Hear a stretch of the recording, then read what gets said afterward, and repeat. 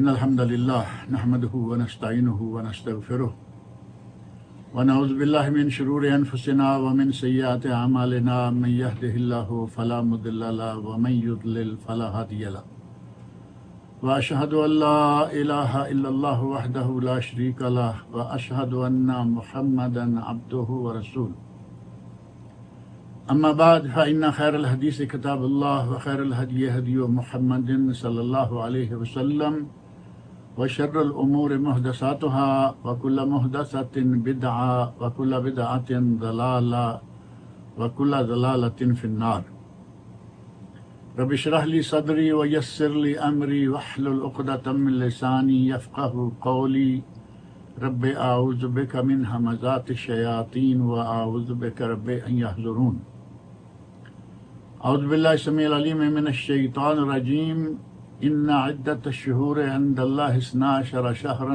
في كتاب الله يوم خلق السماوات والأرض منها 4 حرم۔ اللہ رب العزت کی ہم پر بے شمار نعمتیں ہیں۔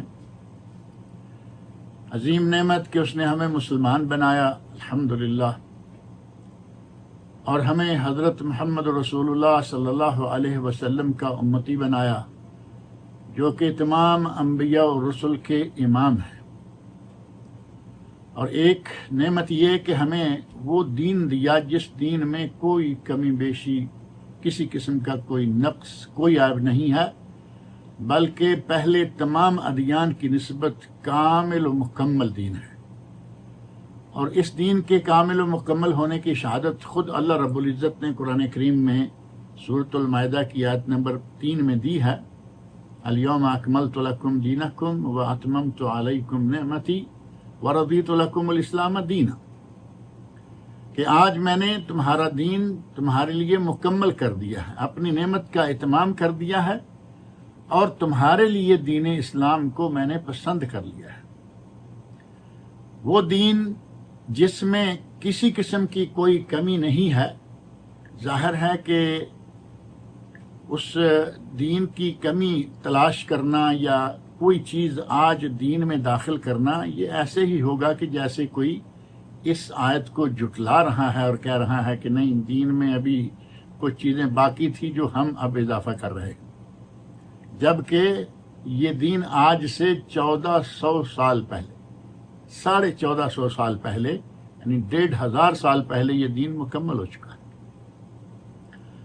اور اس دین کے مکمل ہونے کی ایک چھوٹی سی مثال یہ ہے کہ ہمارے یہاں جو کیلنڈر استعمال ہوتا ہے، تقویم کہہ لیں، کیلنڈر کہہ لیں، جنتری بھی کہتے ہیں، اللہ رب العزت نے تو قرآن کریم میں ہمیں وہ جنتری بھی دے رکھی ہے۔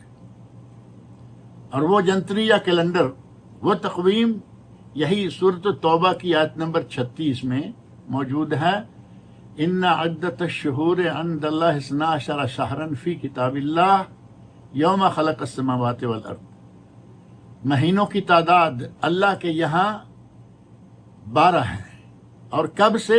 یوم خلق السماوات والارض، اس دن سے جب سے اس نے زمین و آسمان کو بنایا ہے، تخلیق فرمائی ہے۔ منہا 4 حرم، ان 12 مہینوں میں سے 4 مہینے حرمت والے ہیں۔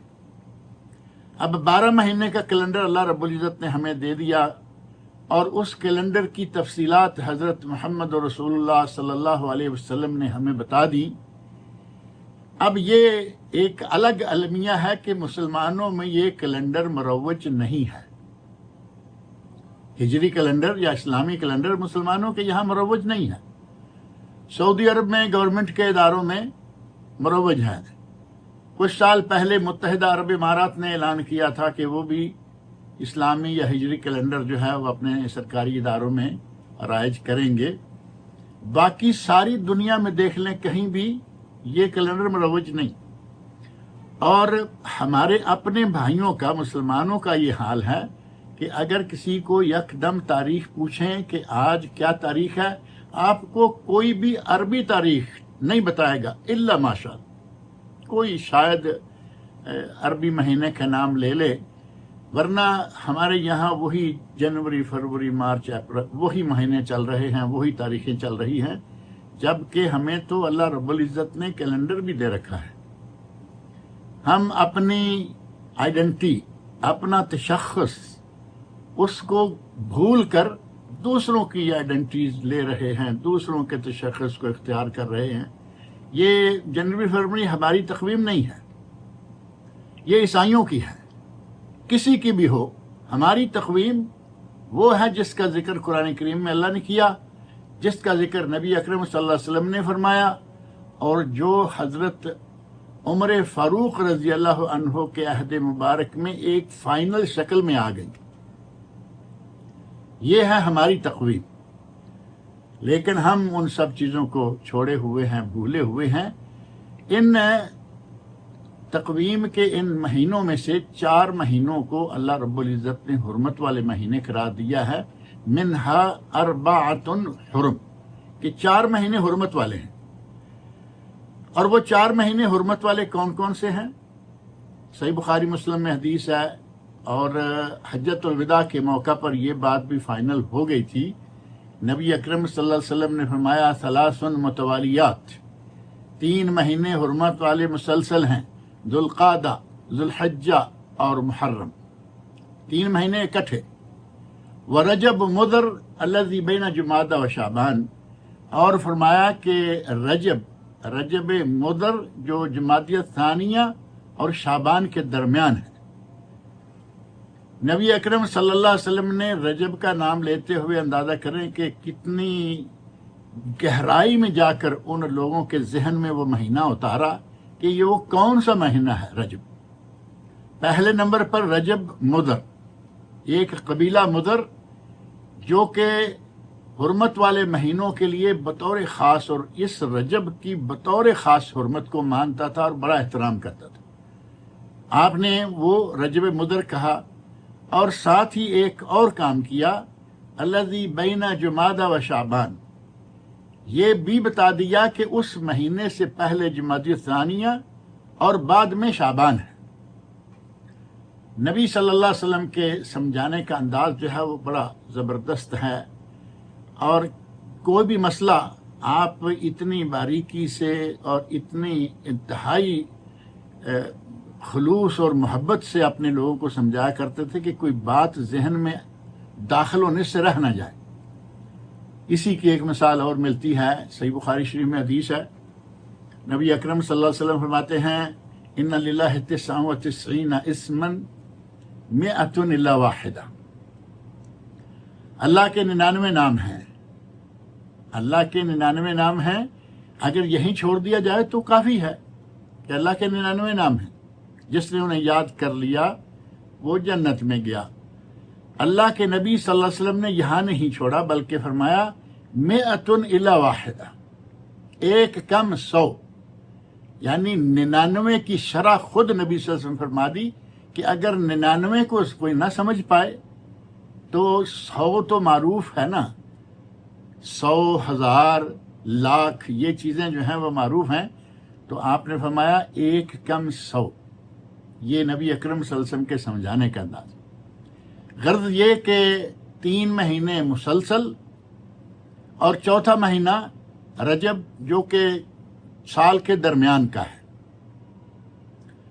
بعض اہل علم نے ان 3 مہینوں کے اکٹھے آنے اور رجب کے درمیان سال کے ہونے کی کچھ حکمت بیان فرمائی ہے، اور کہا ہے کہ یہ 3 مہینے جو ہیں یہ حج سے تعلق رکھتے ہیں۔ اللہ رب العزت کی نعمتوں میں سے ایک عظیم نعمت یہ بھی ذہن میں رکھیں کہ اللہ رب العزت نے ہمارے لیے خیر کے مختلف موسم سال میں رکھے ہوئے ہیں۔ ابھی تھوڑا عرصہ پہلے ماہ رمضان ختم ہوا، وہ ماہ رمضان جسے مہینوں کا سردار کہا جاتا ہے، اور جس ایک مہینے میں اللہ رب العزت نے وہ ایک رات رکھی ہوئی ہے کہ اگر کوئی اس رات کی عبادت کر لے تو اس کو لیلۃ القدر خیر من 1000 شہر، وہ رات 1000 مہینے سے بہتر، 1000 مہینے کے برابر نہیں فرمایا، 83 साल और 4 महीने बनते हैं 1000 महीने के। 83 साल और 4 महीने के बराबर नहीं बल्कि बेहतर 100 साल अल्लाह के पैमाने हैं, अल्लाह जाने 200 साल, पता नहीं कितने सालों की इबादत का सवाब अल्लाह ताला देगा अगर कोई लैलतुल क़द्र को पा लेता है। रमज़ान मुबारक के ख़त्म होते ही शव्वाल, जो ईद का आगाज़ शव्वाल की 1 तारीख को ईद है, 1 तारीख से लेकर हज मुकम्मल होने तक मौसम हज शुरू हो गया। यानी रमज़ान ख़त्म हुआ, मौसम हज शुरू हो गया। अगर कोई शख्स शव्वाल से पहले बड़ा एहतराम करते हुए रमज़ान में हज का एहराम बांध लेगा, उसका एहराम नहीं होगा, क्योंकि अल हज अशहुर मालूमात, कुरान करीम में अल्लाह ने फरमाया है कि हज के महीने मालूम हैं। अल हज अशहुर मालूमात, हज के महीने मालूम हैं, लेकिन वो महीने कौन कौन से हैं? ये बात फिर नबी अकरम सल्लल्लाहु अलैहि वसल्लम ने बताई कि वो हैं शव्वाल, ज़ुल्क़ादा और ज़ुल्हिज्जा। शव्वाल, ज़ुल्क़ादा और ज़ुल्हिज्जा, ये 3 महीने हैं जो कि हज के महीने हैं। गोया रमज़ान ख़त्म होते ही मौसम हज शुरू हो गया। शव्वाल भी मौसम हज और ज़ुल्क़ादा भी मौसम हज, और साथ ही अशहुर हुरम का पहला महीना भी, मौसम हज भी और अशहुर हुरम का पहला महीना भी, ज़ुल्क़ादा, आगे ज़ुल्हिज्जा, आगे मुहर्रम। और ज़ुल्हज जो है वो तो ज़ाहिर है कि हज का महीना है ही। अल्लाह रब्बुल इज़्ज़त ने मौसम पर मौसम, रमज़ान गुजरा, मौसम हज शुरू हो गया, मौसम हज अभी चल रहा है, अशहुर हुरम शुरू हो गए, हुर्मत वाले महीने शुरू हो गए। अल्लाह रब्बुल इज़्ज़त ने ये हमारे लिए नेकियां कमाने के लिए, गुनाहों को बख्शवाने के लिए मुख्तलिफ साल में मौसम रखे हुए हैं। और जहाँ तक ताल्लुक़ है माह रजब के दूर होने का, मैं अर्ज़ कर रहा था कि 3 महीने इकट्ठे रखे हैं और 1 महीना दूर जाके, यानी साल के वस्त में रखा है। तो इसके बारे में अहले इल्म ने लिखा कि हज चूँकि इस्लाम का एक अहम रुकन है, 5वां है लेकिन अहम तरीन रुकन है, और इस रुकन की अदायगी के लिए चूँकि लोग जो हैं वो मुख्तलिफ़ किस्म की इन साल के मुख्तलिफ़ महीनों में मुख्तलिफ़ किस्म की वारदातें किया करते थे, रास्ते में लोगों को लूट लेना, रहज़नों का आ जाना, और मुख्तलिफ़ अंदाज से चोरियाँ और डाके और क्या क्या कुछ नहीं किया करते थे। अल्लाह रब्बुल इज़्ज़त ने इन 4 महीनों को हुर्मत वाला बनाया, उनमें से 3 महीने जिनका सीधा सीधा ताल्लुक़ ही मौसम हज से है। माह ज़ुल्क़ादा, हज पर जाने के लिए, रवाना होने के लिए पूरे जज़ीरा अरब से अगर कोई पैदल आ रहा है, ऊँटों पे आ रहा है, घोड़ों पे आ रहा है, तो उसके लिए ज़ुल्क़ादा का महीना मुहर्रम हुर्मत वाला, और ज़ुल्क़ादा के महीने में सफ़र करके वो आ सकें मक्का मुकर्रमा में, रास्ते में उन्हें कोई रुकावट का बायस न बने, ना कोई कत्ल व गारत, ना कोई चोरी डाका, और ना किसी किस्म की राहज़नी और खूनरेज़ी। पुरअमन तरीके से वो मक्का पहुँचे। ज़ुल्हज, हज का महीना है, उसमें हज करें। और मुहर्रम, ये महीना भी हुर्मत वाला, ये हुज्जाज जो ज़ुल्क़ादा में आए थे, मुहर्रम में अपने अपने घरों को पुरअमन वापस जाए। इन 3 महीनों के हुर्मत वाला होने की एक हिकमत ये बयान की गई कि हुज्जाज किराम के लिए ये सारा एहतमाम हुआ कि आते हुए भी पुरअमन आए। हज के मौसम मक्का में है, हरम वैसे ही पुरअमन अल्लाह ने बना रखा है, और जाते हुए भी मुहर्रम के महीने में वो पुरअमन अपने घरों में पहुंच जाएं सही सलाम। और रजब को साल के वस्त में रखा, तो इसकी हिकमत बयान करते हुए बाज़ उलमा कहते हैं कि बैतुल्लाह का तवाफ़ होता रहे, ये सिलसिला जारी रहे, लोग मक्का में आते जाते रहें, और अगर दरमियान साल में कोई ना भी आ पाए किसी वजह से, यानी हज करके गया, दरमियान में अब वो नहीं आ पा रहा, मुहर्रम के बाद कुछ अरसा भी नहीं आता, تو وہ کم از کم رجب میں آ سکے، یعنی سال کے وسط میں بھی ایک مرتبہ آسانی کے ساتھ چاروں طرف سے لوگ جو ہیں وہ مکہ میں پہنچ سکے۔ اللہ رب العزت نے یہ 4 مہینے حرمت والے بنائے، اس کی حکمتیں وہ جانتا ہے، لیکن بعض علماء نے یہ بڑی بہترین حکمت جو ہے وہ ذکر کی ہے۔ تو اللہ رب العزت نے ہمیں یہ حرمت والے مہینے دیے، اور انہی حرمت والے مہینوں میں سے، مواسم خیر میں سے ایک مہینہ محرم کا بھی ہے۔ محرم کا مہینہ جس مہینے میں آج کل ہم گزر رہے ہیں، ظاہر ہے کہ یہ ماہ محرم ہے۔ سعودی عرب میں اور خلیجی ممالک میں آج محرم کی 5ویں تاریخ ہے، اور پاکستان انڈیا میں 6۔ اللہ رب العزت نے اس مہینے کو حرمت والا مہینہ قرار دیا، اور یہ صرف اللہ رب العزت کی طرف سے ہی حرمت والا قرار نہیں دیا گیا، بلکہ اسے نبی اکرم صلی اللہ علیہ وسلم نے بڑی تفصیل کے ساتھ اس کے فضائل بیان کیے، اس میں روزہ رکھنے کی فضیلت بیان کی، اور اس مہینے کا جو صحیح مقام ہے وہ نبی صلی اللہ علیہ وسلم نے بیان فرمایا۔ صحیح مسلم، سنن ترمذی، نسائی اور ابن ماجہ میں حدیث ہے، نبی اکرم صلی اللہ علیہ وسلم فرماتے ہیں سیام یوم عاشورہ، یہ تو عاشورہ کے مہینے میں، لیکن اس سے بھی پہلے پورا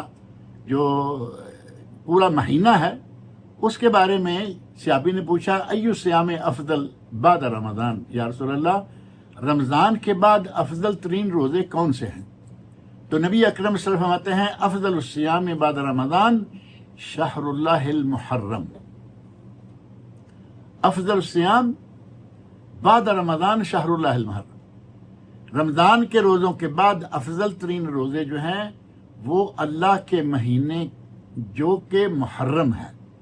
آپ اندازہ کریں کہ محرم کو نبی صلی اللہ علیہ وسلم نے اللہ کا مہینہ قرار دیا ہے، اور ایک حدیث میں شہر اللہ الذی تدعونہ المحرم، محرم وہ مہینہ جو کہ اللہ کا مہینہ ہے جسے تم محرم کہتے ہو، یعنی اللہ رب العزت کی طرف منسوب کیا اس مہینے کو، اور فرمایا کہ یہ اللہ کا مہینہ ہے جسے کہ تم محرم کہتے ہو۔ اس مہینے کے روزے افضل ترین روزے ہیں رمضان کے بعد، اور خاص یوم عاشورہ، یعنی پورا محرم کا مہینہ کو روزے نہ رکھ پائے، جن کو اللہ نے توفیق دے رکھی ہے وہ پیر جمعرات کا روزہ رکھتے ہیں، ہر ہفتے 13، 14، 15 کا روزہ رکھتے ہیں ہر مہینے، اور یہ سالانہ روزے، یوم عرفہ کا ایک روزہ اور محرم کے 10 کا روزہ، جس کے ساتھ 9 کا بھی رکھنا چاہیے تاکہ یہود کی مخالفت ہو جائے۔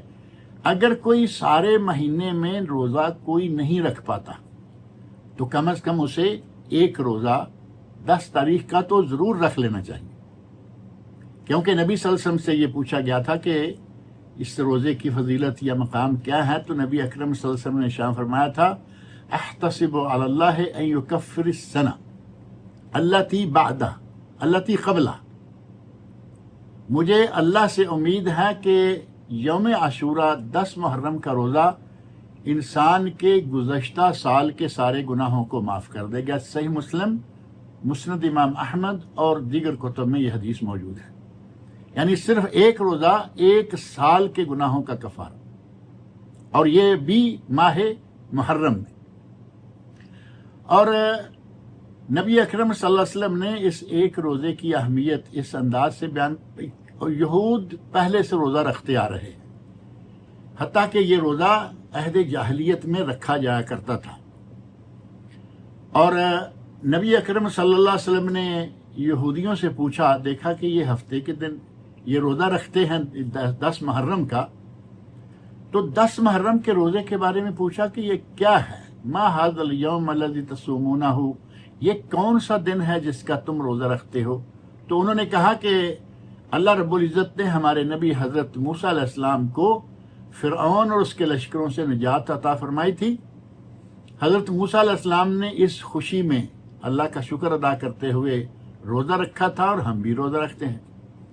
تو نبی اکرم صلی اللہ علیہ وسلم فرمایا نحن احق منکم بموسیٰ، یہودیو تم سے ہمارا حق موسیٰ علیہ السلام پر زیادہ ہے۔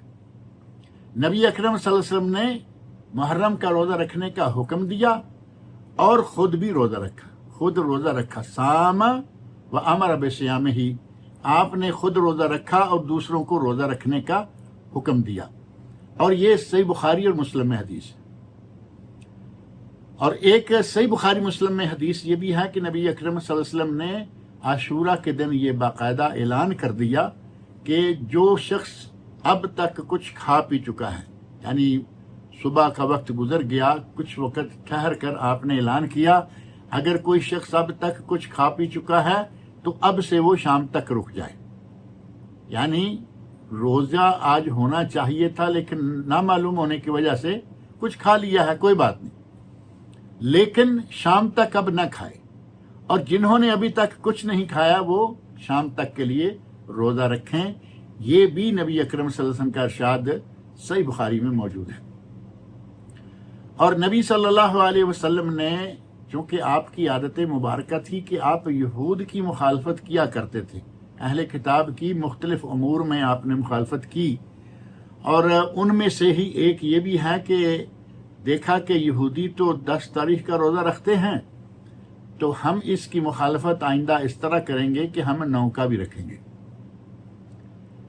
अब हमारे उलमा में ये मसला कुछ ज़ोर पकड़ता जा रहा है कि हम सिर्फ 9 का रखेंगे। लेकिन सिर्फ मामूली सी कोशिश की ज़रूरत है, समझने की कोशिश की कि 10 तारीख का नबी सल्लल्लाहु अलैहि वसल्लम ने रखा, सुन्नत कायम हो गई। 9 तारीख का रखने की नीयत की, इरादा किया, लेकिन पूरा ना हो पाया। वो वक्त आने से पहले नबी सल्लल्लाहु अलैहि वसल्लम दुनिया से तशरीफ ले गए, लेकिन वो 9 का रोज़ा गोया कि आपने रखने की नीयत की थी, तो 10 का तो रखा है, 9 का रखने की नीयत की है। अब हमारे लिए क्या अमल होगा? 10 का भी रखें, 9 का भी रखें। अगर 2 रखेंगे तो यहूद की मुखालफत ऑटोमेटिक हो गई, और अगर कहें कि सिर्फ 9 का ही रखेंगे, 10 का नहीं रखेंगे, तो असल जो सबब बना, जो शुक्राने का सबब बना, वो थी नजात हज़रत मूसा अलैहिस्सलाम की फ़िरौन से, उसके लश्करों से, और वो वाक़या 10 तारीख को पेश आया। मतलब ये कि 10 का रोज़ा तो रखना ही रखना है, 9 का भी रखें। बल्कि एक हदीस में जो सही सनद से साबित है और सुनन कुबरा बहकी वगैरह में है, जिसमें नबी सल्लल्लाहु अलैहि वसल्लम फरमाते हैं, सूमू क़ब्लहु बियौम, सूमू क़ब्लहु बियौम औ बादहु बियौम। और बाद रिवायात में ये बात मौजूद है कि फरमाया सूमुत्तासे वल आशिर, सूमुत्तासे वल आशिर खालिफुल यहूद। 9 और 10 का रोज़ा रखो और यहूद की मुखालफत करो। नबी अकरम सल्लल्लाहु अलैहि वसल्लम के मुखालफत करने का ये अंदाज जो है ये मारूफ है। और अब अगर कोई आदमी इस बात पर ज़िद में आ जाए कि हम सिर्फ 9 का रखेंगे, ज़ाहिर है कि ज़िद का तो कोई इलाज नहीं होता, लेकिन अगर 9-10 रखें, जब पूरा महीना ही रोज़ों का महीना है, अफजल तरीन रोज़े रमज़ान के बाद मुहर्रम के रोज़े 2 रख लीजिए, 9 रख लीजिए, 10 रख लीजिए।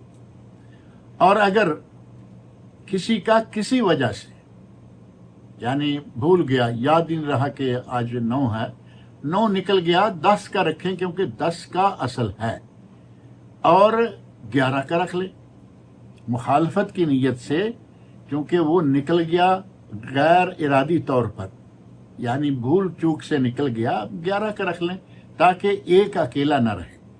और इसकी बाज़ अहादीस से दलील भी मिलती है, अगरचे उन पर कलाम किया गया, उनका ज़ोर बयान किया गया, लेकिन इस सिलसिला में जो सही तर बात है वो ये है कि 9 और 10 का रखना चाहिए। बाद ने 9, 10 और 11 का कहा है, लेकिन वो बात पाया तकमील को नहीं पहुंचती। लेकिन अगर महज इस नीयत से कि पूरा महीना ही रोज़ों का महीना है, तो वो 9, 10, 11 रखे, कोई बात नहीं। लेकिन इसे ये कहना कि इस तरह ही ज़रूरी है या इस तरह ही साबित है, ये बात इस तरह साबित नहीं होती। बहरहाल इस हुर्मत वाले महीने में हमें चाहिए था कि हम, ये साल का पहला महीना है, हुर्मत वाला महीना है, और अल्लाह रब्बुल इज़्ज़त ने इस महीने को نبی صلی اللہ علیہ وسلم نے اس مہینے کو اللہ کا مہینہ قرار دیا۔ عجیب اتفاق ہے کہ ادھر محرم کا چاند نظر آیا اور ہمارے کچھ مسلمانوں کی چارپائیاں الٹ گئیں، چارپائیاں الٹ گئیں، لباس بدل گئے۔ پہلے رنگ رنگ لباس پہننے والے اب پورا مہینہ ایک ہی لباس ہے، اور وہ ہے کالا، جسے ماتمی لباس کہا جاتا ہے۔ اور یہ صرف ماتمی لباس تک بھی نہیں رہے بات، اس کو سوگ منانے کے لیے ماتمی لباس پہنا اور باقاعدہ ماتم کیا، سینہ کو بھی کی، گالوں کو پیٹا، بالوں کو نوچا۔ اور اب تو اتنا بھی نہیں رہ گیا، اب تو آپ کے علم میں ہے کہ باقاعدہ وہ چھریاں تک مار رہے ہوتے ہیں۔ میں کہتا ہوں کہ یہ اللہ رب العزت کی طرف سے جزائے عاجل، کسی کام پر اللہ تعالیٰ فوراً پکڑ لیتا ہے اور کچھ حصہ اس کا آخرت میں، کچھ کاموں پر اللہ فوراً ثواب اور اجر دے دیتا ہے اور کچھ اجر آخرت میں۔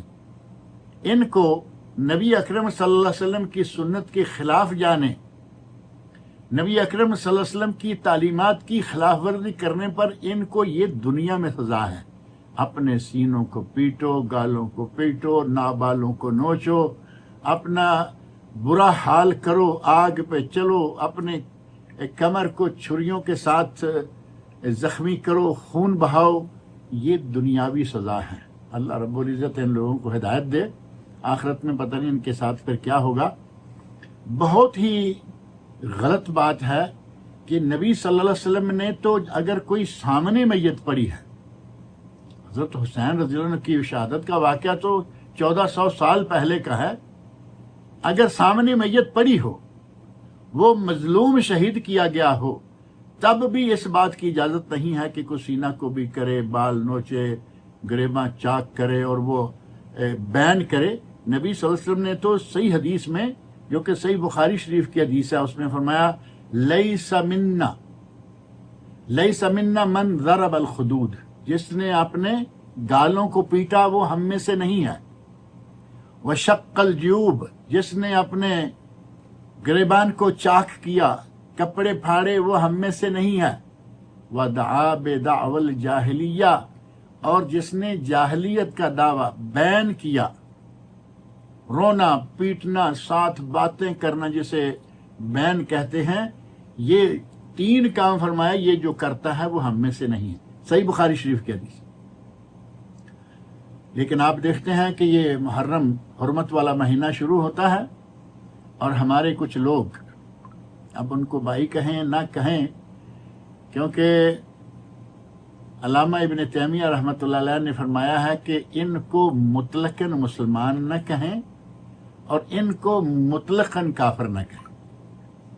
اب اس کی تھوڑی سی تفصیل ان لفظوں میں مختصر انداز میں یہ ہے کہ یہ نہیں کہ یہ سارے کے سارے کافر ہیں، اور یہ بھی نہیں کہ یہ سارے کے سارے مسلمان ہیں، اور مختصر سا فرق یہ ہے کہ جن لوگوں کے عقائد کافرانہ ہیں وہ کافر ہیں، اور جن کے عقائد کافرانہ نہیں ہیں وہ کافر نہیں ہیں۔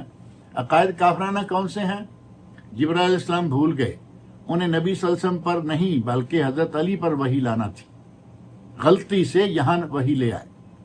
قرآن کریم ناقص ہے، یہ 40 سپارے تھا، آج 30 سپارے ہے، یہ بھی کافرانہ عقیدہ ہے۔ حضرت علی رضی اللہ عنہ کو علی بندہ، انسان، بشر نہیں بلکہ الہ ماننا، الوہیت کے درجے پر فائز کر دینا، انتہائی بڑا کافرانہ عقیدہ ہے۔ اگر یہ سارے عقائد کوئی رکھتا ہے تو اس کو مسلمان کیسے مانیں گے؟ اور اگر یہ کہیں کہ یہ سارے لوگ کافر ہیں تو یہ بھی نہیں، کیونکہ ان میں وہ لوگ یقیناً ہیں، اگرچہ آٹے میں دال کے برابر ہیں، آٹے میں نمک کے برابر ہیں، بہت تھوڑے، اور وہ ہیں جو سارے مسائل میں، عقائد میں اہل سنت کے ساتھ ہیں۔ صرف ایک معاملہ ان کا الگ ہے کہ وہ حضرت علی رضی اللہ عنہ کو پہلے نمبر پر مانتے ہیں کہ انہیں پہلا خلیفہ ہونا چاہیے تھا۔ اب یہ ایک چونکہ اجتہادی مسئلہ ہے، اس میں اگر وہ ہم سے الگ ہوتے ہیں تو وہ اس کھاتے میں نہیں آتے۔ لہذا اب یہ کیا کہیں کہ اللہ تعالیٰ ہمارے ان بھائیوں کو ہدایت دے، یا صرف اتنا ہی کافی ہے کہ اللہ تعالیٰ ان لوگوں کو ہدایت دے؟ اس مہینے کی حرمت کی پامالی، جس مہینے کو اللہ نے حرمت والا بنایا، جس کے روزے رکھنے کی تاکید کی گئی، جس مہینے کو اللہ کا مہینہ قرار دیا گیا، اس مہینے میں نبی صلی اللہ علیہ وسلم روزہ رکھیں اور اپنے صحابہ کو روزہ رکھنے کی تاکید کریں، حکم دیں۔ اور آپ جانتے ہیں کہ ہمارے یہ لوگ جو ہیں وہ روزہ رکھتے ہیں۔ روزہ رکھنے کی بجائے کیا کیا کچھ ہوتا ہے، میرا خیال ہے کوئی بیان کی بھی ضرورت نہیں ہے۔ سبیلیں لگی ہوئی ہیں، یہ دودھ کی سبیل ہے، یہ سکنجبین کی سبیل ہے، یہ شربت کی سبیل ہے، اور یہ فلاں کی سبیل ہے۔ جو جیسے جو کسی کو توفیق ہے سبیلیں لگائے لوگوں کا۔ روزہ رکھنا تو کیا، روزے کے دن، اس روزے والے دن روزے کی بے حرمتی کر رہے ہوتے، کھیریں پک رہی ہیں، بریانیاں بٹ رہی ہیں، اور اسی پر بس نہیں بلکہ وہ حلیم جس کے لیے مہینہ بھر لوگ پہلے سے بچے، حتیٰ کہ اہل سنت کے بچے، وہاں پتہ ہی نہیں چلتا کہ کون حلیم کے لیے ایک پیسے اکٹھے کر رہا ہے۔ حلیم کھلائی جاتی ہے، کھیریں کھلائی جاتی ہیں، حلوے کھلائے جاتے ہیں، پانی پلائے جاتے ہیں، دودھ اور حلیم اور بریانیاں۔ یہ عاشورہ محرم کا احترام ہو رہا ہے۔ نبی اکرم صلی اللہ علیہ وسلم نے روزہ رکھا، روزہ رکھنے کا حکم دیا۔ اور صحیح مسلم میں ایک حدیث ہے، نبی اکرم صلی اللہ علیہ وسلم ارشاد فرماتے ہیں، ان عاشورہ یوم من ایام اللہ۔ آپ اندازہ کریں کہ مہینے کے بارے میں فرمایا شہر اللہ، اور اس مہینے میں سے 10 تاریخ کو کہا ان عاشورہ یوم من ایام اللہ۔ عاشورہ 10 محرم اللہ کے دنوں میں سے ایک دن ہے۔ فمن شاء صامہ، جو چاہے اس کا روزہ رکھ لے، ومن شاء ترکہ، اور جو چاہے نہ رکھے۔ یعنی فرض نہیں ہے، صحیح مسلم کی حدیث، فرض نہیں، جو چاہے روزہ رکھ لے، جو چاہے نہ رکھے، لیکن یہ اللہ کا دن ہے، اس کا روزہ رکھنا چاہیے۔ حضرت ابن عباس رضی اللہ عنہما فرماتے ہیں کہ نبی اکرم صلی اللہ علیہ وسلم مہینوں میں سے ماہ رمضان اور دنوں میں سے عاشورہ، یوم عاشورہ، جتنا اہتمام ان دو اس مہینے کا، اس دن کا کیا کرتے تھے، دوسرے کسی دن کا اہتمام آپ اتنا نہیں کیا کرتے تھے۔ اور آج آپ دیکھ لیں کہ ہمارے یہاں اس کے لیے کتنا اہتمام ہو رہا ہے۔ جو لوگ اپنے آپ کو نبی صلی اللہ علیہ وسلم کی محبت کے ٹھیکیدار سمجھتے ہیں، وہ نہ صرف یہ کہ شیعہ بلکہ ہمارے اہل سنت، صرف اہل سنت ہی نہیں بلکہ اہل سنت والجماعت، کہتے ہیں کہ ہم اہل سنت والجماعت ہیں۔ اہل سنت والجماعت ہیں، ان کا بھی وہی حال ہے۔ جس طرح وہ تعزیہ نکالتے ہیں، یہ بھی تعزیہ نکال رہے ہیں۔ یہ سینہ کو بھی، اور وہ چھریاں نہیں مارتے کیونکہ اس میں تو تکلیف ہے، لیکن وہ چھریاں مارنے کے لیے چلے جاتے ہیں۔ ان کے جلوسوں کی یا ان کے درسوں کی رونق بڑھانے کے لیے یہ پہنچ جاتے ہیں، جبکہ وہاں جانا، ان کو دیکھنا بھی جائز نہیں ہے۔ ان کے جلوسوں کی رونق بڑھانا بھی اسلام کے خلاف جائے گا، لیکن اہل سنت بھی ہیں، کر رہے ہیں۔ پچھلے کسی ایک سال کے بارے میں آیا تھا کہ اتنا بڑا تعزیہ کسی شیعہ نے بھی نہیں نکالا جتنا ہمارے اہل سنت نے نکالا تھا۔ نیا سال شروع ہوتا ہے، ہمیں چاہیے کہ اپنا محاسبہ کریں پورے سال کے اندر۔ سال چونکہ نیا سال ہے، پہلا مہینہ ہے، نئے سال کا پہلا چاند، محرم کا پہلا چاند، یہ ہمارے لیے نہ صرف یہ کہ حرمت والا ہے، برکت والا ہے، اس میں روزے ہیں، اس کے ساتھ ساتھ ہمیں اس مہینے میں اپنا احتساب بھی کرنا چاہیے کہ گزشتہ سال ہم نے کیا کیا غلطیاں کیں، اس سال ہم نہیں کریں گے۔ گزشتہ سال ہم نے کیا کیا نیک کام کیے، لیکن اس سال ہم ان سے بھی بڑھ کر کریں گے۔ یہ احتساب کی شکل ہونی چاہیے۔ اللہ رب العزت نے قرآن کریم میں فرمایا ہے، سورۃ الحشر میں آیت نمبر 18، یا ایھا الذین آمنوا اتقوا اللہ ولتنظر نفس ما قدمت لغد واتقوا اللہ۔ ان اللہ خبیر بما تعملون۔ اے ایمان والو، اللہ کا تقوی اختیار کرو۔ ولتنظر نفس ما قدمت لغد، ہمیں چاہیے، ہر شخص کو چاہیے، آدمی کو چاہیے کہ وہ دیکھے کہ اس نے کل کے لیے کیا بھیجا ہے، کیا نیک عمل آگے بھیجے ہیں۔ یہاں لغد کا لفظ ہے اور اس کا ترجمہ کل ہے، اور کل سے مراد کیا ہے؟ قیامت کا دن، روز محشر۔ اب کل دو ہیں، ایک یوم آنے والے کل میں سے، ایک گزشتہ کل ہے اس کی بات نہیں، آنے والے کل دو ہیں، ایک نیکسٹ ڈے جو اگلی صبح آنے والا دن ہے، اور ایک ہے قیامت کا دن۔ اور اگر روزہ رکھتے ہوئے شروع میں ہم یہ کہیں وَبِصَوْمِ غَدٍ نَوَيْتُ مِنْ شَهْرِ رمضان، یہاں غد ہے لفظ، وَبِصَوْمِ غَدٍ، میں کل کے روزے کی نیت کر رہا ہوں۔ اور کھانا کب کھا رہا ہے؟ یہ آج سحری کے وقت۔ لفظ بھی غلط استعمال کیا گیا، اور نبی اکرم صلی اللہ علیہ وسلم سے ثابت ہونے کی توقع بھی نہیں کی جا سکتی۔ آپ افصح العرب تھے، تمام عربوں سے آپ زیادہ فصیح و بلیغ تھے، آپ اس طرح کی غلطی کریں گے؟ نعوذ باللہ۔ لیکن اتنا مروج کر دیا گیا، کسی کو بھی پوچھو روزہ رکھنے کی نیت یہی بتائے، وَبِصَوْمِ غَدٍ نَوَيْتُ مِنْ شَهْرِ، میں کل کے روزے کی نیت کر، روزہ آج کا رکھ رہا ہوں۔ اللہ رب العزت نے فرمایا کہ دیکھو تم نے اپنے کل کے لیے، معاشر کے لیے کیا بھیجا ہے، وَاتَّقُوا اللَّهَ، اور اللہ کا تقوی اختیار کرو۔ ایک ہی آیت میں دو مرتبہ، یا ایھا الذین آمنوا اتقوا اللہ ولتنظر نفس ما قدمت لغد واتقوا اللہ ان اللہ خبیر بما تعملون، اللہ جانتا ہے جو کچھ کہ تم کرتے ہو۔ اور امام ابن کثیر رحمہ اللہ نے لکھا ہے، حاسبوا قبل ان تحاسبوا، اپنے اعمال کا حساب آج خود کر لو، قبل اس کے کہ کوئی تمہارا حساب، یعنی قیامت کے دن میزان پہ کھڑے کر کے تمہارا حساب کیا جائے، اس سے پہلے بہتر ہے کہ اپنا حساب آج کر لو، احتساب کر لو۔ زمین کے اوپر حساب لے لو، قبل اس کے کہ نیچے جا کے سوال کیے جائیں، پوچھے جائیں۔ پورا یہ مہینہ حرمت والا مہینہ ہے، پورا مہینہ ہمارے لیے احتساب کا مہینہ ہے، اور ہم نے اس مہینے کو عجیب رنگ دے دیا۔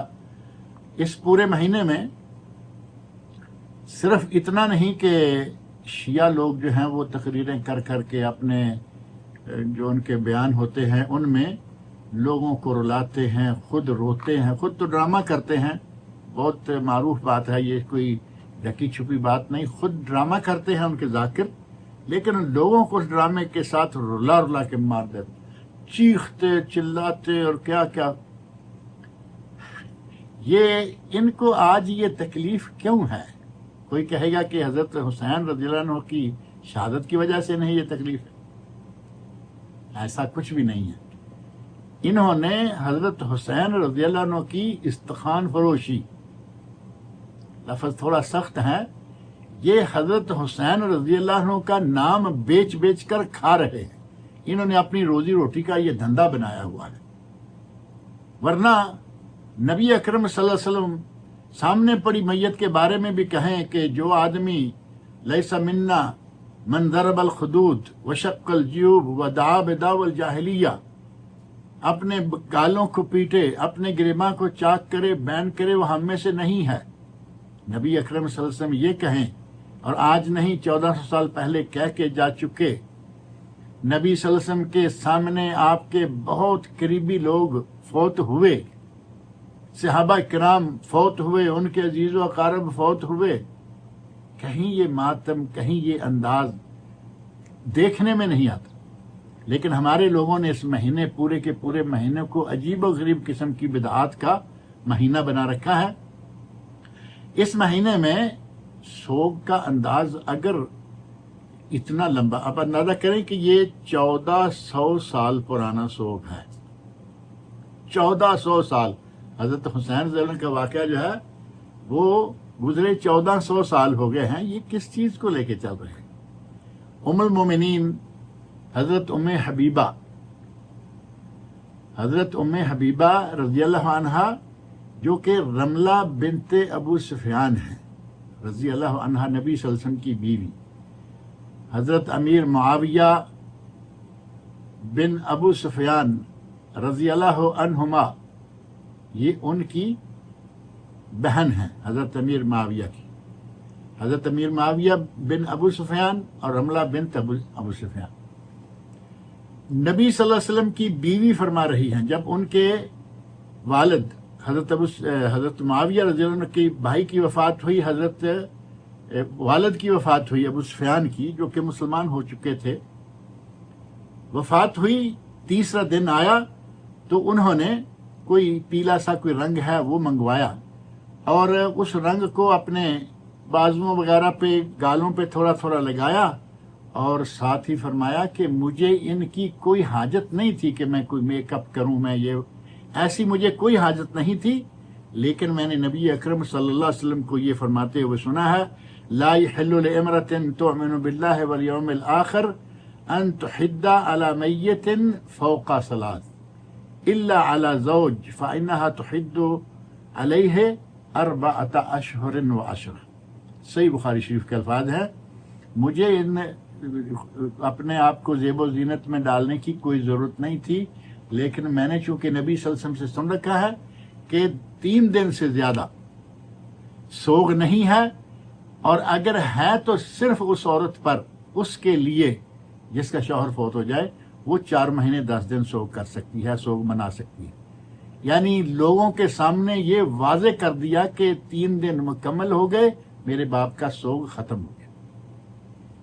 اور یہ صرف حضرت رملہ بنت ابو سفیان، حضرت ام حبیبہ رضی اللہ عنہا، یہ صرف انہی کا عمل نہیں، ام عطیہ رضی اللہ عنہا بڑی مشہور صحابیہ ہیں، ان کا بیٹا فوت ہو گیا، ان کا والد فوت ہوا ہے، ان کا بیٹا فوت ہو گیا، تیسرے دن انہوں نے کوئی اسی طرح کا پیلا سا رنگ منگوایا، دات بصفرا فتمسحت بہی، پیلا رنگ منگوایا اور اس رنگ کو کچھ اپنے بعض اعضائے جسم پر مل لیا اور فرمایا نہینا ان نحد اکثر من 3 الا علی زوج، ہمیں منع کیا گیا ہے کہ 3 دن سے زیادہ ہم سوگ منائیں۔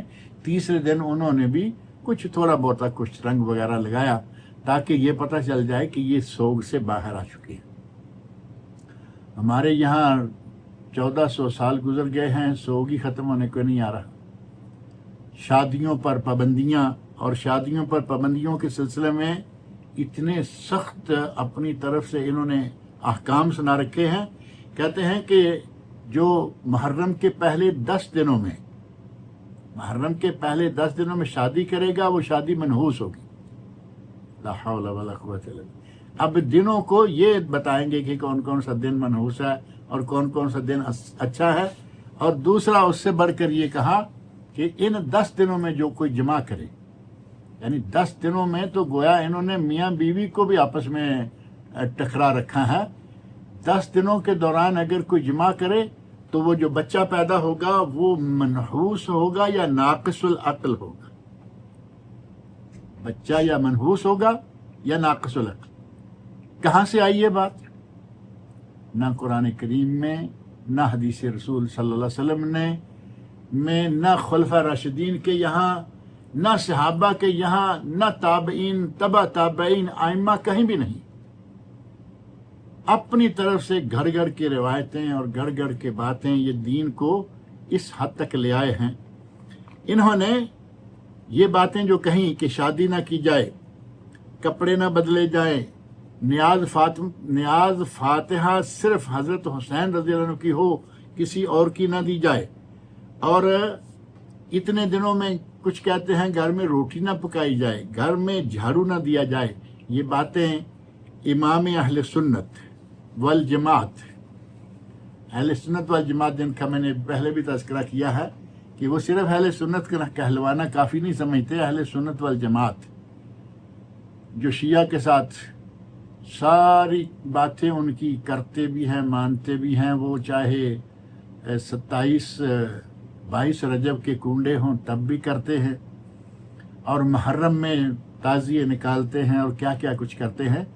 انہوں نے ان کے امام اہل سنت یعنی برصغیر پاک و ہند کے مکتب بریلوی مکتب فکر کے بانی احمد رضا خان صاحب سے پوچھا گیا یہ باتیں کیا جائز ہیں کہ شادی نہ کی جائے، کپڑا نہ تبدیل کیا جائے، یعنی جو پہنے ہوئے ہیں انہیں میں بدبو آتی ہے تو آتی رہے، تبدیل نہ کیا جائے، جھاڑو نہ دیا جائے، یہ نہ کیا جائے، گھر میں کھانا نہ پکایا جائے۔ انہوں نے کہا کہ یہ ماتم ہے، یعنی یہ کام جو کہہ رہے ہو یہ ماتم ہے اور ماتم حرام ہے اور سراسر جہالت ہے۔ یہ انہی کے امام کا یہ معاملہ ہے۔ بہرحال ان لوگوں کو اللہ تعالیٰ ہدایت دے۔ یہ ماتم شروع کب ہو گیا؟ شیعہ نے جو اتنے زور شور سے آج اس کو شروع کر رکھا ہے، اور ان شیعہ کے ذاکر جو ہیں وہ ایک ایک لیکچر دیں تو لاکھوں روپے لے رہے ہیں۔ آخر یہ شروع کب ہوا؟ کیا صحابہ کے زمانے میں شروع ہو گیا؟ تابعین تبع تابعین کے زمانے میں شروع ہو گیا؟ خلفاء راشدین کے زمانے میں؟ بعد میں ائمہ اربعہ کے زمانے؟ کبھی بھی نہیں۔ یہ شروع کب ہوا؟ سن 352 ہجری میں۔ سن 352 ہجری یعنی 3 صدیاں اور آدھی صدی، 350 سال گزر چکے ہیں، اور 352 میں آ کے اس ماتم کا آغاز کیا گیا بغداد شریف میں۔ بغداد شریف کہنے میں تو کسی کو اعتراض نہیں ہے، بڑی دنیا کہتی ہے، میں نے اسی حوالے سے کہہ دیا ہے، بغداد شریف میں اس کا آغاز ہوا۔ اور اس کا آغاز کرنے والا ایک ایرانی النسل، آپ اس پر بھی نظر رکھیں ذرا، ایرانی النسل، ظاہر ہے کہ وہ کون ہوگا؟ ایرانی النسل تھا معز الدولہ دیلمی کے نام سے۔ اس نے باقاعدہ یہ حکم دیا، اس وقت اہل سنت کی طاقت کمزور ہو چکی تھی، تو اس نے بغداد میں کہا کہ عورتیں ماتمی لباس پہن کر آئیں اور بالوں کو اپنے چہروں پر بکھیر کر بازاروں میں آئیں اور گالوں کو پیٹیں۔ یہ بات کس نے کہی ہے؟ امام ابن الاسیر رحمۃ اللہ علیہ، جن کی الکامل فی التاریخ بہت اہم کتاب ہے۔ اسی طرح امام ابن خلدون، تاریخ ابن خلدون جو ہے وہ بھی بڑی مشہور و معروف کتاب ہے۔ امام ابن کثیر رحمۃ اللہ علیہ البدایہ والنہایہ، یہ سن 352 میں کاروائی شروع کی گئی تھی، جسے اب روز بروز نئے سے نیا رنگ دیا جا رہا ہے۔ اور نہ صرف یہ، بعض شیعہ مورخین نے خود یہ لکھا ہے کہ یہ ماتم کا سلسلہ کب شروع ہوا، اور ماتم کے دوران یا ان کے خاص طور پر جو ماتمی لیکچرز ہوتے ہیں، ذاکر ان کے جو لیکچر دیتے ہیں، اتنی مداریاں، اتنے ڈرامے، میں نے پہلے بھی ایک لفظ کہا ہے کہ یہ روتے نہیں ہیں، ڈرامے کرتے ہیں، لوگوں کو رلاتے ہیں ضرور۔ حد یہ ہے کہ ایک آن دی ریکارڈ یہ بات موجود ہے، ذاکر ہے وہ ممبر پہ بیٹھا ہوا ہے، ممبر کافی اونچا ہے، اور اپنے لیکچر کے دوران جو وہ لیکچر دے رہا ہے اس کے دوران ظاہر ہے کہ لوگوں کو رلا رہا ہے، خود رو رہا ہے، اور ایسا ایک نکتہ لا کے اپنی زبان سے نکال کے زور سے چھلانگ لگاتا ہے، اور سامنے سیلنگ فین ہے، پنکھا لٹک رہا ہے، جا کے پنکھے کو اس نے جا کے جپھا مار لیا۔ یہ کہاں کا محاضرہ، کہاں کا لیکچر، کہاں کے یہ ذاکر اور کہاں کے یہ وائز ہیں؟ یعنی اگر میں کہوں مجھے اچھا نہیں لگے گا، یہ بندروں والی حرکت ہے۔ انسان ہو، کچھ بھی ہے، تم ایک دین کے نمائندے ہو اور ایک مذہب کو لے کے چل رہے ہو، اور مذہبی ماحول ہے، تم یہ کون سی باتیں کر رہے، کیا کام کر رہے؟ اس انداز کو، ان بدعات کو اس انداز سے اب بڑھاوا دیا جا رہا ہے، اور یہ سلسلہ روز بروز عجیب و غریب قسم کا رنگ جو ہے وہ اختیار کرتا جا رہا ہے۔ نبی اکرم صلی اللہ علیہ وسلم نے اپنے دروس میں، اپنے واز شریف آپ جب بھی فرماتے تو عموماً اور خاص طور پر خطبہ جمعہ اور خطبہ حاجہ جس کو کہتے ہیں خطبۃ الحاجہ، ان الحمد للہ نحمدہ ونستعینہ، پورا خطبہ جو کہ عموماً دروس کے شروع میں پڑھا جاتا ہے، میں نے بھی پڑھا ہے۔ اما بعد فإن خیر الحدیث کتاب اللہ وخیر الہدی ہدی محمد صلی اللہ علیہ وسلم وشر الامور محدثاتها وکل محدثۃ بدعہ وکل بدعۃ ضلالہ وکل ضلالۃ فی النار۔ یہ حدیث بڑی مشہور ہے اور صحیح سند سے ثابت بھی ہے۔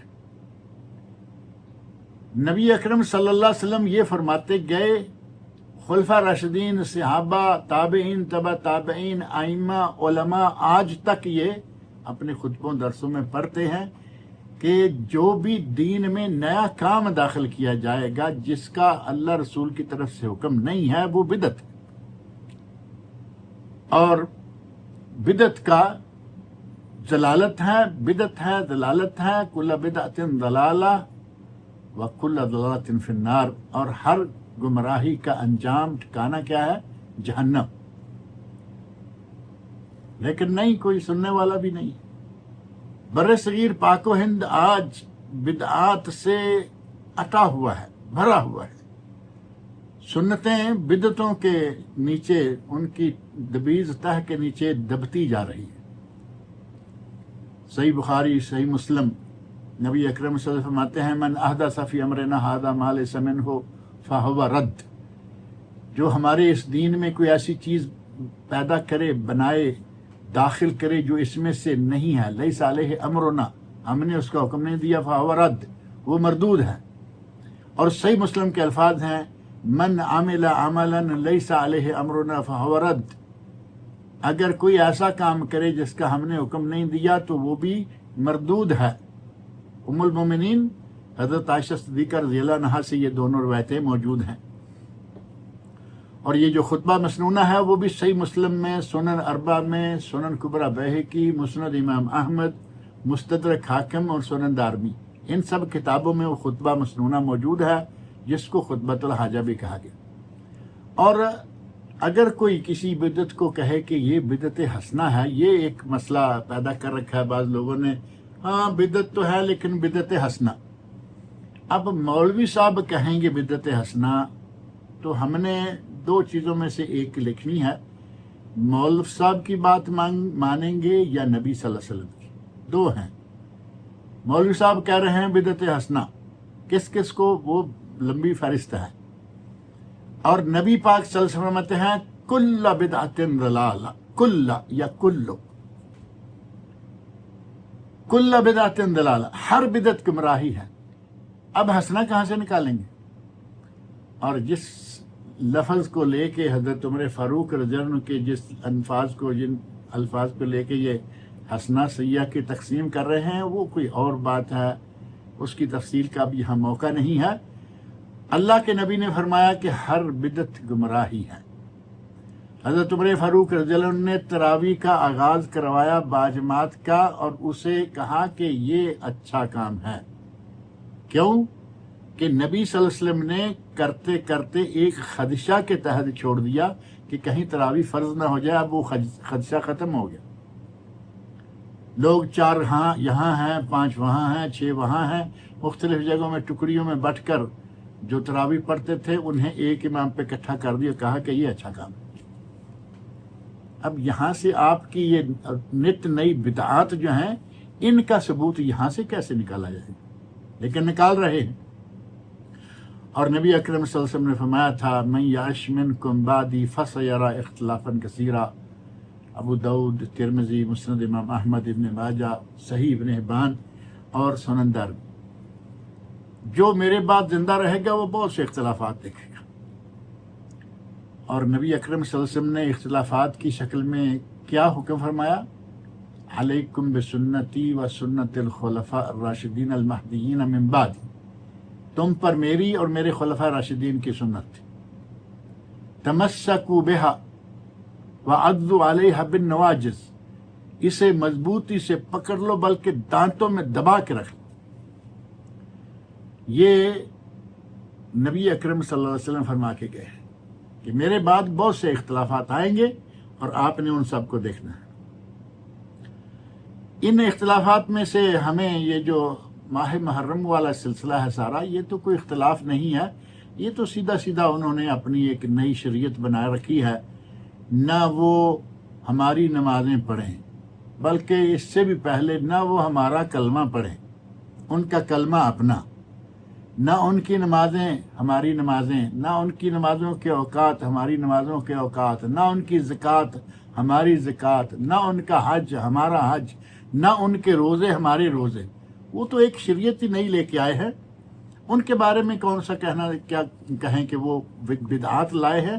وہ دین ہی نیا لائے، دین میں نئی چیزیں نہیں، بلکہ وہ تو دین ہی نیا لائے۔ اور صحابہ کرام رضی اللہ عنہم نبی اکرم صلی اللہ علیہ وسلم کی سنتوں کے شہدائی تھے، اس کا کوئی ایک آدھ واقعہ نہیں، بہت سارے واقعات ہیں۔ اللہ رب العزت نے ان صحابہ کو ایسے ہی تو اتنا بڑا درجہ نہیں دے دیا تھا، رضی اللہ عنہم ورضوا عنہ، اللہ ان سے راضی ہو گیا اور وہ اللہ سے راضی ہو گئے۔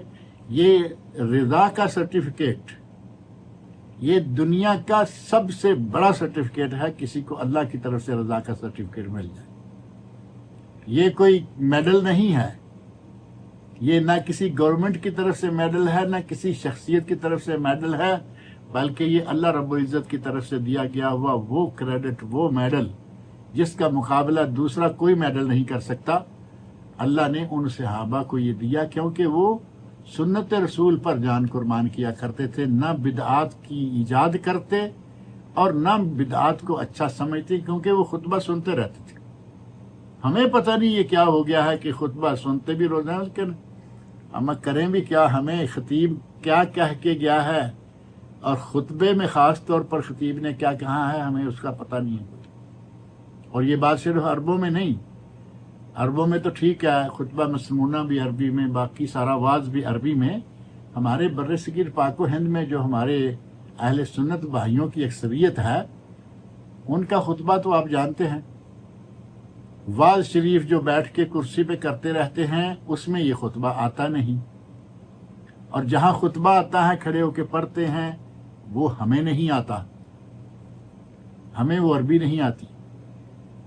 نبی اکرم صلی اللہ علیہ وسلم اتنی تردید کر کے گئے بدعات کی کہ جتنی کسی دوسرے گناہ کی نہیں کی، اور جتنی ہی آپ سختی کے ساتھ بدعات کی تردید کرتے گئے، اتنی ہی آج مسلمانوں نے یہ بات جو ہے وہ بڑی ٹکا کے اپنے عمل میں جاری کر رکھی ہے کہ ہر ممکن طریقے سے جتنا بھی ہو سکے وہ نئی سے نئی بات لا رہے ہیں، اور پھر جو بھی باتیں لاتے ہیں وہ روز بروز ترقی کرتی نظر آ رہی۔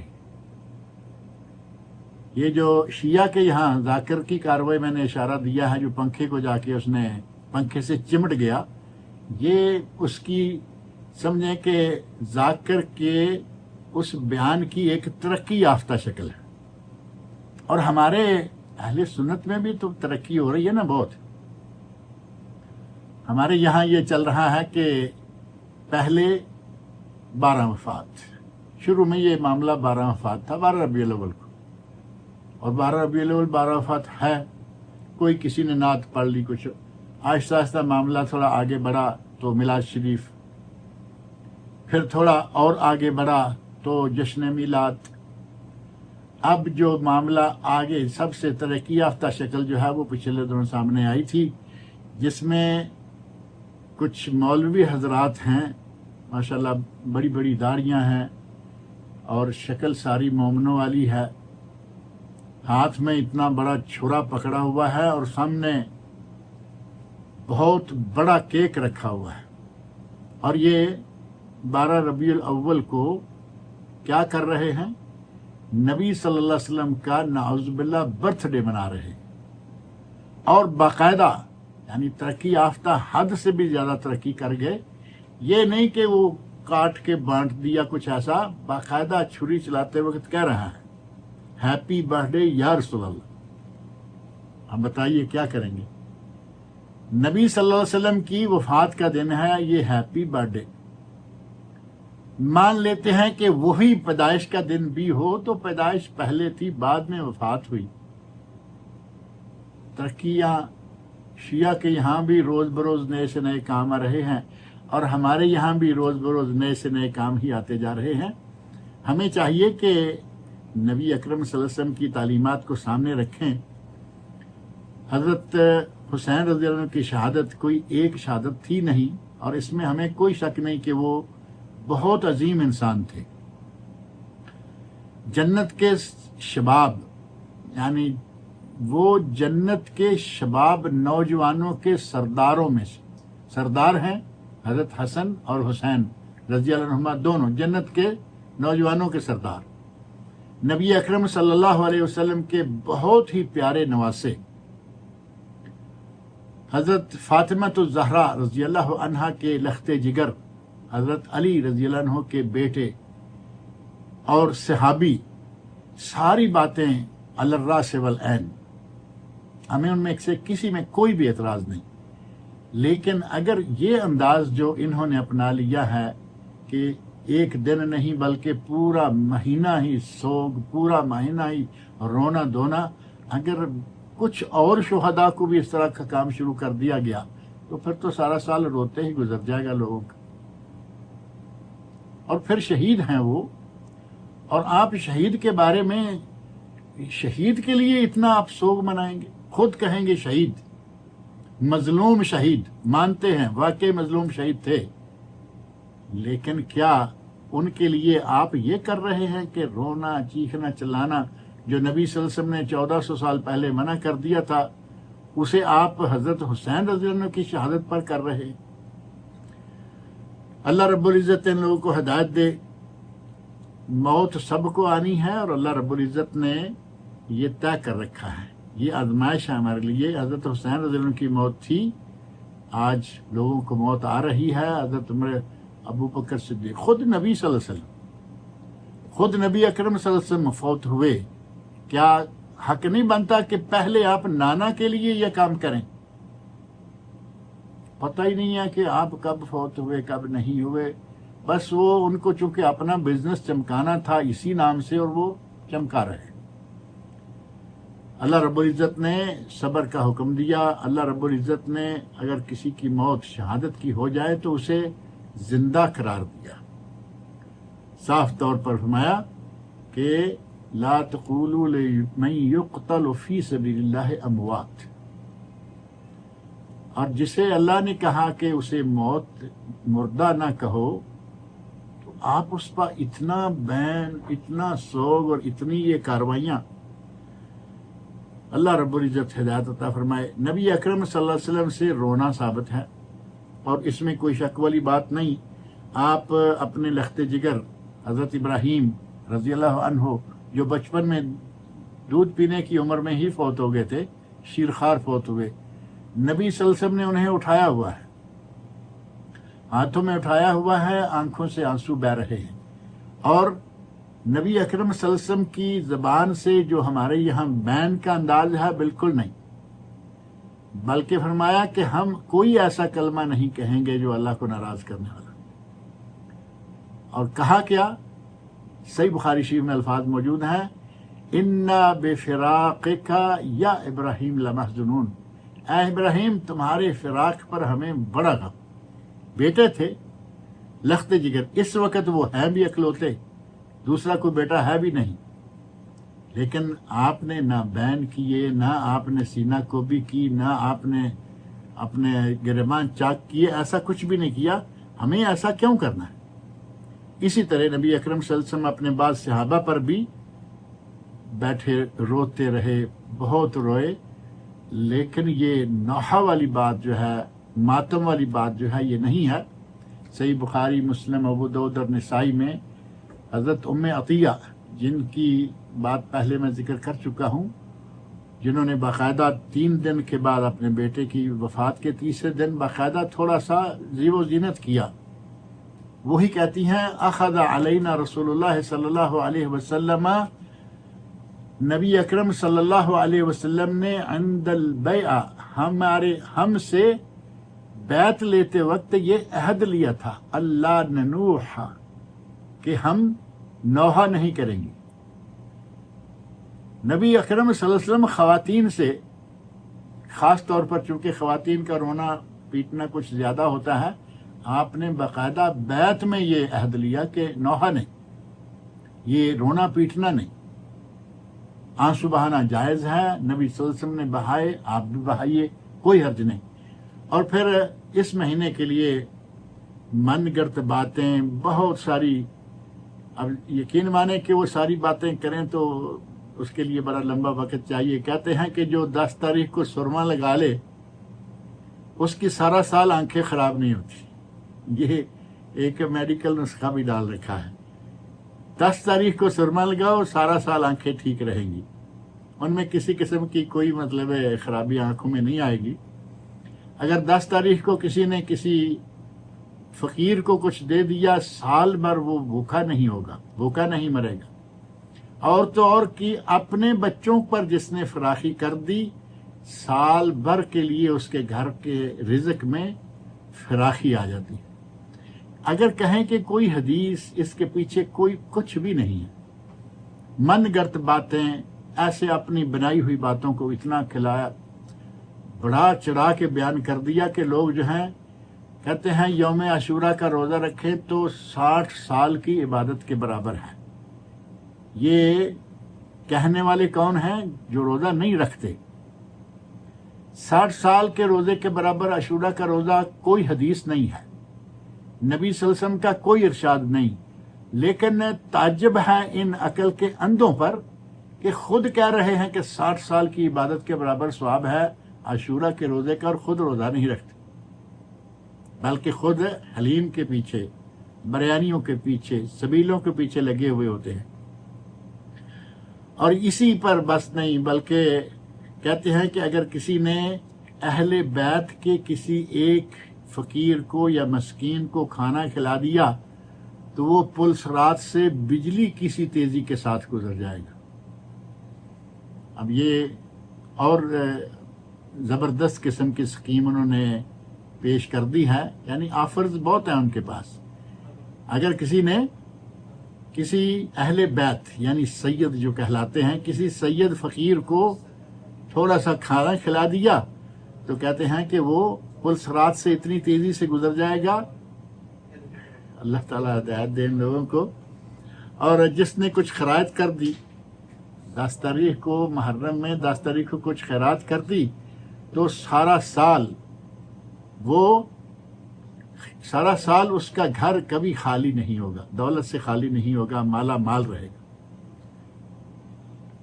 احمد رضا خان جن کا میں نے پہلے بھی تذکرہ کیا ہے، ان کی چھوٹی سی ایک بات ذکر کر کے میں اس موضوع کو چھوڑ دیتا ہوں۔ ان سے کہا گیا کہ مرثیہ خوانی کی مجلس میں شرک کرنا جائز ہے تو انہوں نے کہا ناجائز۔ اور محرم میں کپڑے کالے پہننا، انہوں نے کہا کہ کالے کپڑے پہننا سوگ ہے اور سوگ حرام ہے۔ تعزیہ بنانا اور پھر اس پر نظر و نیاز کرنا، انہوں نے کہا کہ یہ بدعت ہے، اور صرف بدعت نہیں بلکہ بدعت سیئہ اور ممنوع اور ناجائز ہے۔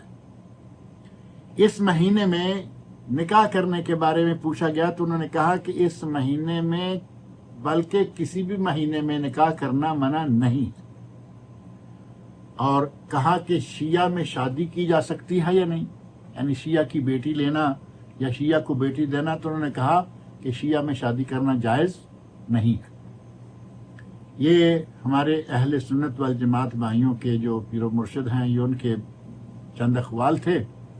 اس پورے مہینے میں جو کچھ ہم کرتے ہیں، شیعہ کی دیکھا دیکھی اور جو کچھ شیعہ کرتے ہیں وہ بہت طول طویل باتیں ہیں، ہم اسی حد تک اور اسی پر اکتفا کرتے ہیں۔ اللہ سے دعا کرتے ہیں کہ اللہ تعالی ہمارے مسلمان بھائیوں کو کتاب اللہ اور سنت رسول کو پڑھنے اور انہیں سمجھنے کی توفیق دے، اور پڑھنے سمجھنے کے ساتھ ساتھ ہی ان پر عمل کرنے کی توفیق بھی عطا فرمائے۔ اللہ تعالی ہمیں اور آپ سب کو نیک عمل کی توفیق سے نوازے۔ السلام علیکم ورحمۃ اللہ وبرکاتہ۔